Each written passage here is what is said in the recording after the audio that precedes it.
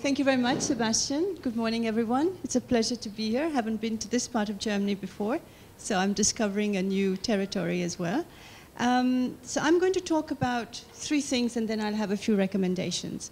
My first point will be that, in principle, as Sebastian has said, there's no more big brother, so this is really the ideal time for Europe and East Asia, Europe and Asia to come together, take the baton of multilateral rules and run with it. So it is the ideal time. My second point is that Europe and East Asia, in many facets, are already working together on many of the global governance issues on our agenda. And my third point is, but the devil is in the detail.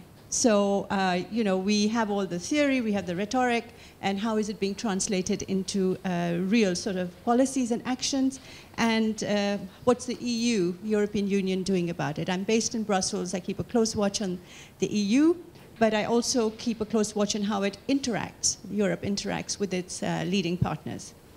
So this is a match made in heaven. Europe and East Asia could, in principle, be working very, very closely together on global governance issues to try and preserve, protect, reinforce the multilateral system, which, as Sebastian has said, is under threat by US President Donald Trump, who is clearly in retreat on many of the commitments, engagements, promises that have been made over the last few years. All the structure of global governance that has been created by let's say, by the liberal order. Climate change is obviously one. He's retreating from that. The trade deals as well, whether it's TPP or TTIP. And of course, the G20 meeting, as we all know, reading the newspapers, is going to actually, I think, to some extent highlight the disconnect that exists between Trump's view of the world, black-white, no room for gray, and Europe, Chancellor Merkel, but also European Commission and also the other countries, their view of the world. So we all know we're all sort of braced for quite a bit of, let's say, tension, confrontation at the G20 in Hamburg. At the moment, what we're seeing, and this I think is not news to you, but I think it's quite palpable, is that Europe has bounced back. You know, last year we lived through some very tense moments, some very fragile moments. We thought, you know, the tide of populists was going to gain ground. We were worried by what happened in Brexit, obviously, and that was quite a bit. Anti-globalization was mixed up in this sort of anti-EU rhetoric that we got from the Brexiters. And then we had, of course, the big challenge of dealing with Donald Trump. You know, we had relied, Big Brother was there, you know, he held our hand during some of the most difficult moments, but, well, he's not there now. But I think, interestingly, in the last 3 months or so, starting with the Dutch elections, where, you know, Geert Wilders' party, the far right, didn't do as well as many anticipated or feared, if you like. And also, of course, the French elections, which I think has actually made us feel a little bit more let's say, strong, and shows that Europe is resilient and has bounced back. And you can see this in Europe's, let's say, visibility at the moment, the way it talks, the way European leaders talk. There isn't that fear that was there a few months ago. So Europe is in a strong space. It's feeling self-confident, self-assured. I don't know how long this will last, you know, these things come and go. But for the moment, this is the moment for Europe to sort of stand up and say, on the global stage, and say, let's be counted. Now, when I say Europe, I do mean the EU and its member states. I think this has to be made very clear from the beginning. You know, the EU is the member states plus. So we can't just talk about it differently. So as I said, the second point is that Europe and East Asia are already joining hands. So let me give you a few examples. As Sebastian said, the EU-China 19th EU-China summit was held about a month ago. We had our forum in Brussels last week. And a lot of the discussions at the EU-China summit were about global governance. It was about the Green Alliance, as it was called. It was about fighting protectionism.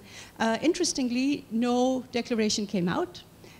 Because there were disagreements, and we can talk about that later on some of the bilateral trade issues between EU and China. But a lot of the discussion, I think maybe 80%, was really about the global structures and how they can be reinforced by China and Europe working together.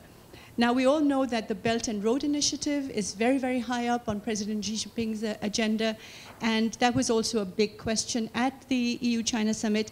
And we believe, I think quite a few think tanks believe, we certainly at Friends of Europe believe, that it does offer opportunities for working together, including on governance issues. This is going to be the way China and Europe can come together on certain issues of governance, whether it's accountability, transparency, all the issues that will be linked to the Belt and Road Initiative as it goes on. Now, you must have read that Japan and the EU are very close to signing a long-sought trade deal. There's an EU-Japan summit, I think on the 6th, so in the day after tomorrow. And this is going to be the culmination of a long drive to get EU and Japan to sign this agreement. Now, why am I saying this is important? Because EU and Japan, like-minded countries though they are, have always found it difficult to agree on working beyond trade. It's all there on paper, but I think this agreement also gives both sides a chance to go deeper into detail, including, I think you'll agree with me, on security issues. EU-ASEAN also working very closely together. It's now 40 years since the EU and ASEAN had a strategic partnership. It isn't called a strategic partnership, but have been working together. And though the EU has been working on bilateral trade deals in the region, there's now a great sort of drive, if you like, to bring those trade agreements together and have an EU-ASEAN region-to-region free trade agreement. So these are kinds of bilateral moves, if you like, that the EU is engaged in, which actually is all about global governance, because when they're talking about trade relations, when they're talking about investments, it's also about shoring up, reinforcing the global rules. And one more important thing that we did have very recently is ASEM, the Asia-Europe meeting. Now, this is very much about working together, Asia, Europe, Russia as well, working together on, once again, shoring up, protecting, reinforcing what is the rules-based system as we know it now.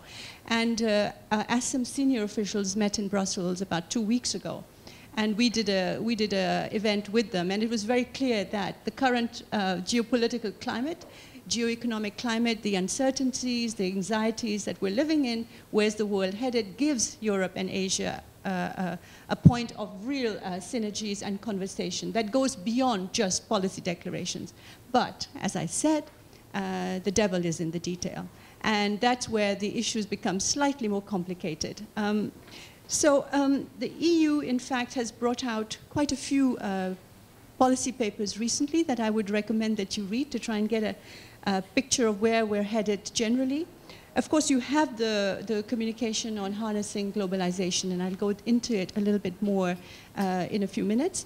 But you also have an important EU global strategy document that Federica Mogherini brought out, the External Action Service brought out, which talks about a contested but also a very connected world. And you get an idea of how the EU intends, at least in theory, once again, I'll say, work in partnerships and in synergy with its partners. And there's a lot of networking included in it, civil society, working with partners, in a contested world. So it's an important document that I would recommend. The other thing is adopted very recently is a document called the European Consensus on Development.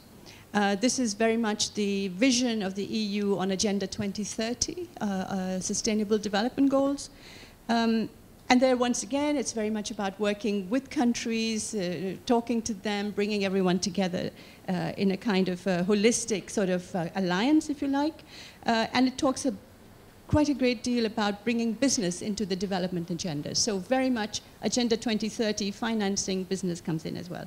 And finally, another document that I would recommend is a communication on resilience that has just come out by the European Commission and the External Action Service, which also talks about working together to make the world much more resilient place. So you have the shocks, but you aren't beaten by the shocks. You bounce back and you continue your engagement. But so that is the theory. Those are the very interesting documents to be read. But the reality is that when it comes, when push comes to shove, there are certain, let's say, weaknesses, fault lines in the EU's strategy that I think are worth noting. first of all, I'll say that, of course, when you look at globalization and perceptions of globalization in Europe, it's so very different from how globalization is viewed in China or East Asia or India even. Globalization per se, in those parts of the world, is viewed positively. I mean, it has brought people out of poverty, it's brought inequalities, of course it has, but it's also brought wealth, prosperity, and a certain degree of stability. So when Europe says there's a great global anti-globalization mood, it's talking about what's happening within Europe. It's a very Eurocentric approach, and I keep saying, you know, the rest of the world is not anti-globalization to the extent that you think it is. Because in Europe, what have we had? So we've had, globalization has been mixed up with some very negative sentiments. Xenophobia, as we've seen during the discussions in whether it's in Germany with the AfD or Netherlands, France, Brexiteers, in UK with xenophobia, with the far-right conversation. To a large extent, the globalization debate has been hijacked by the far right and made its own. So people who, you know, worry about their jobs or worry about investments or worry about, you know, basic things like that, inequalities which are rising, as we know, in Europe as well as in America, they feel that they have a home with the far right, which is anti-global just as much as they are. And it's been, you know, also confused and complicated by economic nationalism. Of course, the refugee and migration crisis is added to these fears. There's been a spate of terrorist attacks as well. So it's all become, globalization has become a dirty word in many parts of Europe. And I think the EU is finding it very difficult. It's finding it very challenging to respond to this, and I'll tell you a little bit why. So, as I said, it's the power of the populace that has emerged as being much more powerful than the pro-globalization voices that could be heard. What we've had is Emmanuel Macron, the new president of France. I think he's been one of the few public figures who's come out and made a real case for a globalized, open, tolerant, anti-protectionist France. But there is increasingly, and I think this is what is the fault lines that I was referring to, the European Union's rhetoric on having a liberal world order, on having free trade liberalization. When it comes to the crunch, and you'll see this increasingly also at the G20, there are the big banner headlines, and when it comes to detail, there is a great deal of talk now. You referred to Cecilia Malmström, the EU Trade Commissioner, increasingly talk about fair trade, which as far as I know is not a WTO principle. Free trade is, fair trade is not. There's a great deal of emphasis on reciprocity, which once again, reciprocity is not a WTO principle. It is, it is an overarching reciprocity, but not sector by sector, product by product. But that is what is being turned into.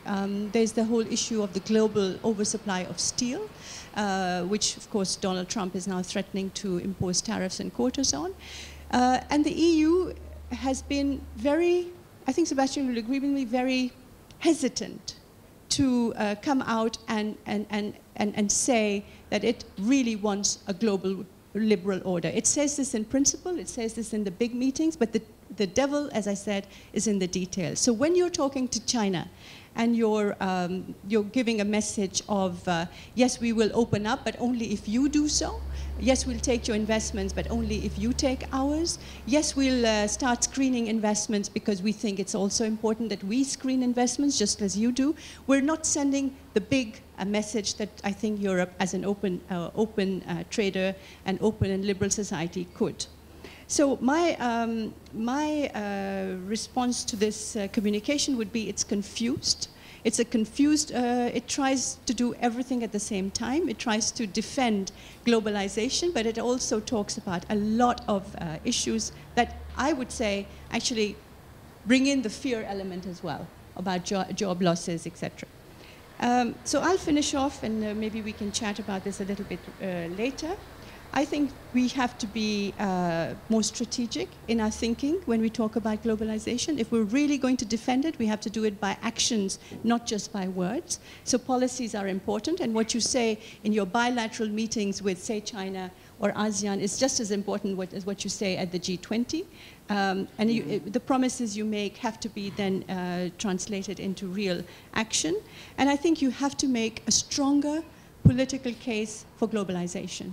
Because globalization has worked very well in Europe. It's really worked in favor of Europe's development. The European Union itself, with its single market, its internal market, is a globalized, Europeanized entity. So I think what I would like to hear from our commissioners and our officials is something that goes beyond just what's happening at the moment. So G20, Sebastian, is an important moment, could be the moment that this is done, but I think it's going to be very, very difficult.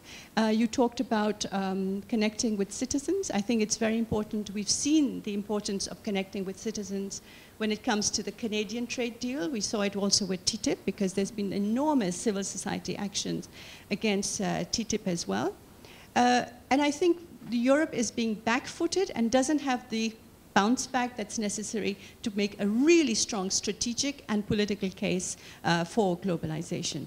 And I think this is going to be one of the biggest challenges that we face as we go into the European Union parliamentary elections in 2019. Because if we cannot make a case and talk about an open and free and tolerant Europe leading up to these elections, I think we're going to play into the hands, once again, of populists and perhaps the far-right or the left-right extremists as well. So the challenge is out there, and I think the G20 in Hamburg is going to be the first step in what I hope will be a more consistent and a more sustained EU policy in defending some of the most important principles that we have built over the last few years. Thank you.